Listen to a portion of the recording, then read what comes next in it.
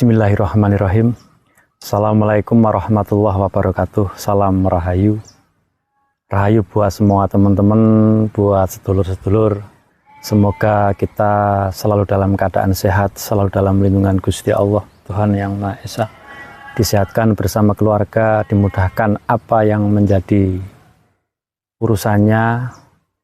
Bagi buat semua sedulur-sedulur, buat teman-teman, terkhusus yang masih selalu nyimak di perjalanan atau channel kami, para satria piningit, para satria yang masih terpingit dalam sistem konsep perjalanan satria piningit, satria agung, senopati agung. Di sini kami yang selalu mencintai apa yang menjadi sejarah bumi Nusantara. Ini di episode kenapa di sini saya angkat dari dulu Prabu Hanyamuruk ya, Prabu Hanyamuruk dan Mahapatih Gajah Mada. Di situ waktu itu yang seorang ibu, juga ada seorang ibu, Tribuana Tunggadewi. Di sini kami di dimensi Majapahit, ini di Batu Gilang. Di dimensi Majapahit pada waktu kejayaan, keemasan era Majapahit, waktu yang dipimpin waktu itu oleh Prabu Hanyamuruk. Karena Prabu Hanyamuruk mau mempersunting Dewi Dyah Pitaloka, putri dari Prabu Linggabuana Mundingwangi. Ya, di situ terkenal Prabu Siliwangi. Kalau kita bicara Prabu Siliwangi itu banyak, karena Prabu yang wangi menjaga kehormatan apa yang menjadi harga diri waktu itu Pajajaran. Karena waktu dibubat itu sebenarnya kesalahpahaman. Soalnya kalau kita bicara bubat Majapahit Pajajaran, itu memang dulu terjadi, tapi di situ banyak kesalahpahaman juga ada di intrik politik, urusan cinta juga ada waktu itu, karena Prabu Hanyamuruk waktu itu ya benar-benar tresno gitu loh, benar-benar mencintai sama di Dewi Dyah Pitaloka. Dewi Dyah Pitaloka dari dari Pajajaran waktu itu, karena ambisinya Patih Gajah Mada menyatukan Nusantara. Karena yang dulu itu Majapahit itu kan luas ya, yang belum bisa manunggal itu kan cuma Pajajaran waktu itu. Nah, itu dengan pingin bersatunya terus mau besan Tribuana Tunggadewi sama Linggabuana, Prabu Linggabuana juga disebut Mundingwangi, mau besan agar Majapahit Pajajaran waktu itu menyatu. Itu padahal masih satu sak bumi, sak tanah Jawa ini kan, karena kalau kita Pajajaran kan di Kulon. Kalau Pajajaran kan identik dengan warna putih itu Pajajaran, warnanya putih Pajajaran. Kalau Majapahit itu warnanya merah. Makanya di situ ada bendera merah putih itu ya sebenarnya itu dari proses perjalanan Nusantara. Nah, ini salah satu batu prasasti ya, ini prasasti petunjuk untuk mengungkap apa yang menjadi perjalanan sejarah itu. Ini yang ada di utara. Jadi saya nanti akan ke selatan. Kenapa kok batu ini sampai sini gitu loh. Kalau di di Dinas Purbakala itu batu itu dari zaman dulu, ini sebelum bubat loh, sebelum era Majapahit loh, zaman Mataram kuno, zaman Kahuripan, juga zaman Kediri waktu itu Sri Aji Jayabaya, ini batu di dalam semua. Di dalam semua. Kenapa di era Majapahit ini kok sampai luar gitu? Ada di utara. Ini kan batu itu tugelane yang di dalam. Nah, ini yang disebut ulingi lor. Pusakane tombak, itu tombak Wilingi Lor, juga tombak Wilingi Kidul juga ada di situ.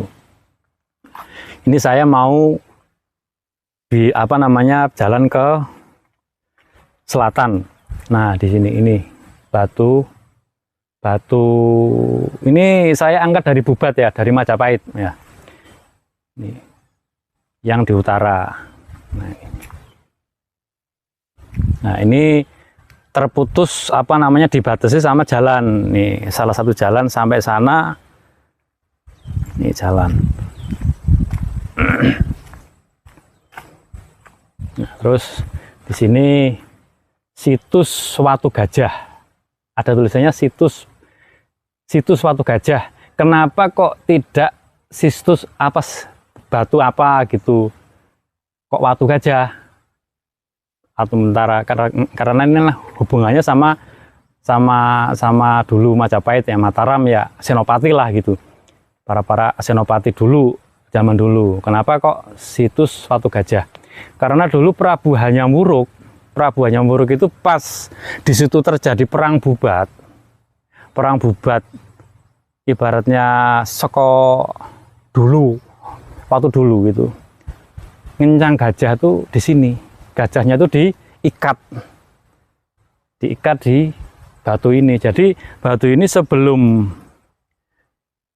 dari dulu udah ada gitu. Dari dulu udah ada.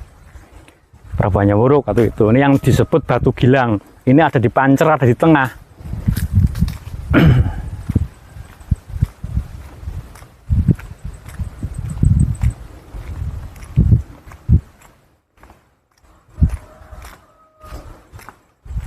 Nah, ini yang di dalam.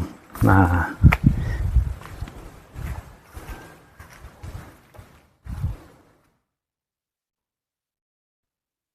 ini batu ini yang di sini nih. Nah, ini kan dulu sebelum bubat ya, waktu zaman Mataram kuno. Zaman pasir luhur waktu itu, ini batu utuh. Nah, ini setelah dulu kan terjadi kesalahpahaman antara Pajajaran sama Majapahit, karena Mahapatih Gajah Mada itu juga mencintai Dewi Dyah Pitaloka. Ini urusan cinta sebenarnya, urusan tresno. Bukan intinya dulu itu kesalahpahaman perang tuh enggak. Urusan cinta, urusan tresno. Terus Prabu Hanyamuruk juga memang yang mau nikah gitu. Ini urusan cinta. Jadi warna-warna gitu loh. Warna-warna ceritanya itu. Nah, di sini. Ini batunya di sini.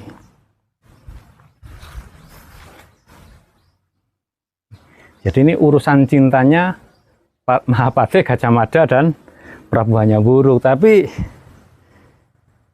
yuk terus gagal menikah karena dengan ingin menyatukan Nusantara.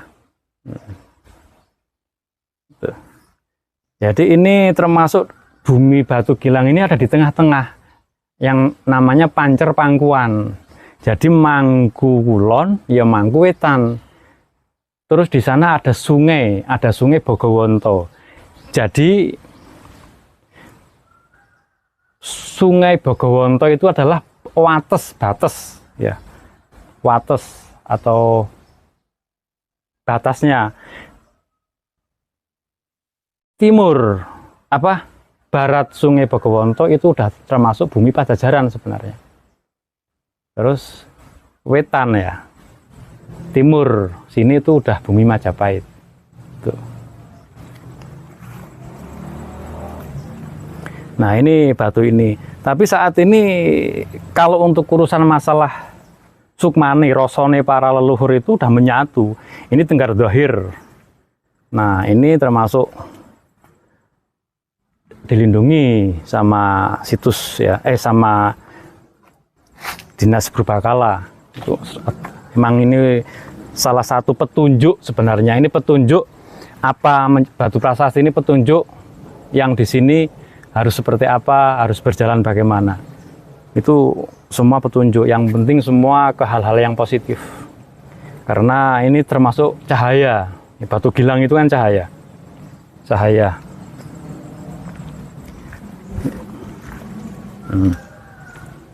Jadi kalau urusan masalah rosone masalah punden semuanya itu insya Allah udah manunggal, ya, manunggal. Mungkin cukup ini yang bisa saya sampaikan, yang bisa saya dongengkan buat semua teman-teman, buat dulur-dulur yang selalu masih nyimak di Jos N09. Ya ini babagan nyatune Wijaya Kusumo sama Wijaya Harjuno. Gitu. Insya Allah semua diberi kemudahan, kita sama-sama saling berdoa, semua buat para titah yang diperjalankan dilindungi, semua kuasa Gusti Allah yang Maha Agung. Cukup ini. Assalamualaikum warahmatullahi wabarakatuh.